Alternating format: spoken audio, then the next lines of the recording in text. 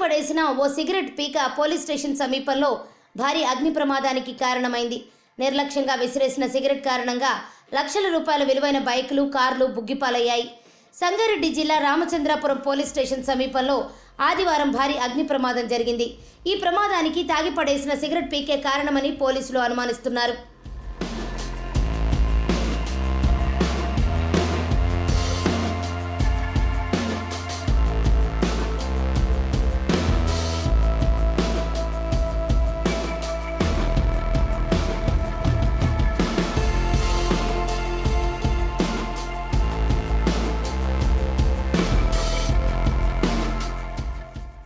Ramachandrapuram police station పరిధిలో వివిధ కేసులలో సీజ్ చేసిన వాహనాలను పోలీసులు ఖాళీ స్థలంలో పార్క్ చేశారు.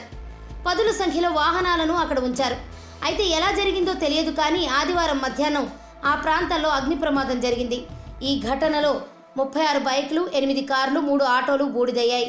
మంటలు చెలరేగడం గమనించిన పోలీసులు ఆపటానికి ప్రయత్నం చేసినా వీలు కాలేదు. చూస్తుండగానే వాహనాలకు మొత్తం మంటలు వ్యాపించాయి. వెంటనే పోలీసులు అగ్నిమాపక సిబ్బందికి సమాచారం అందించారు. 2 ఫైర్ ఇంజన్లతో అక్కడకు చేరుకున్న ఫైర్ డిపార్ట్మెంట్ సిబ్బంది తీవ్రంగా శ్రమించి మంటలను అదుపులోకి తీసుకొచ్చారు.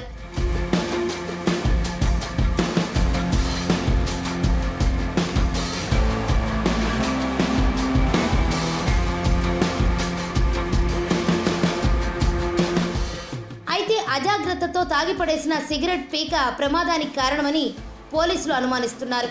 ఆ ప్రాంతానికి చుట్టూ కాంపౌండ్ వాల్ లేకపోవడంతో పాటు వాహనాల చుట్టూ ఎండుగడ్డి ఉండటంతో ఎవరో గుర్తు తెలియని వ్యక్తులు సిగరెట్ తాగిపడేసి ఉంటారని, ఆ నిప్పురవ్వలు ఎండుగడ్డికి అంటుకుని మంటలు వ్యాపించి ఉంటాయని భావిస్తున్నారు.